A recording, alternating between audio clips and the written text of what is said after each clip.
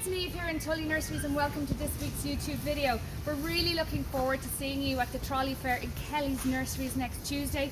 I'm holding two Heebies called after family members. Joan Mac after my mum, it's really nice trouble-free variety, and Matty Brown after my son Harvey. So this year Fertility Nurseries is all about telling our story. These are absolutely beautiful when they're contrasted with the variegated foliage. We have 12 varieties, so really nice contrasting foliage types for you to make a lovely display in your garden centre. We do overwinter perennials, specialist lines such as Salvia hot lips we have all year, and Arissimum Bowles Mauve. We also have Digitalis for naturalised planting schemes and Delphinium, so have a look at our looking good list.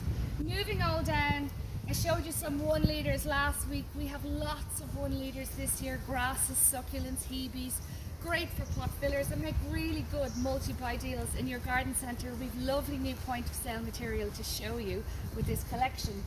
We also have Polyanthus, which is new for us this spring in a really nice Bella Bloom branded pot. Nice impulsy colour. Helleborus, lots of flower buds, really nice. Anna Red is probably outselling the white.